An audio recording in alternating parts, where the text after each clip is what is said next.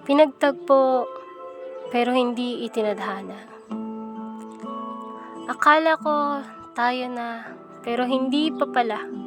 Pero bakit pinahal kita ng kusa? Pagmamahal na akala ko masusuklian mo pa. Kaso bakit parang ako'y kulang pa? Mga efforts na bigay ko, wala pa ring halaga. Alam mo ba yung pakiramdam na akala mo siya na? Pero mali, kasi meron na pala siyang iba. Uy, huwag kang ganyan. Huwag kang magpakatanga sa isa. Ang dami-dami naman diyang iba. Bakit sa manloloko ka pa napunta? Tapos hahayaan mo ng sarili mo na mag-isa. Mag-isang haharap sa problema. Problemang akala mo matatapos na, pero nagsisimula pa lang pala ang istorya. Istoryang ikaw mismong bumuo kasama siya, pero ang tanga mo sa point na di pa pala magpapatuloy nito kasama niya.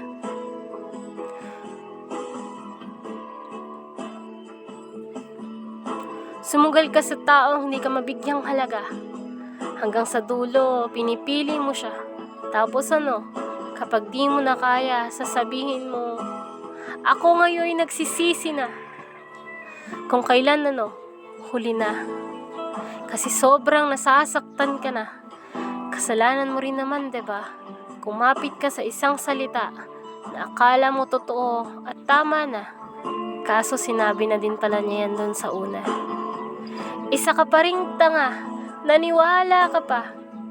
Hindi ka ba nakakahalata na sa una pa lang talaga, ikaw lang yung nagpapakatanga. Pinaparamdam mo yung akala mo tama, pero para sa kanya, isa ka lang basura. Pakiramdam mo, mahalaga ka sa kanya. Ang kaso, pinagtsatsagaan ka na lang pala.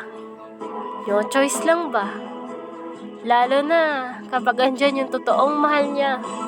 Ang tanga mo lang kasing tao ka. Mahal ka lang naman niya kapag magkaharap kayong dalawa. Lagi ka na nga lang binabaliwala. Lagi ka rin namang umaasa sa wala. Ni minsan ba inisip mo rin ang sarili mo? Ni minsan ba pinahalagahan mo rin ang sarili mo? Kahit minsan ba naawa ka sa sarili mo?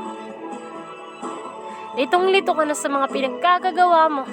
Ikaw lang din naman ang may kasalanan nito. Kung bakit nasasaktan ngayon ang puso mo.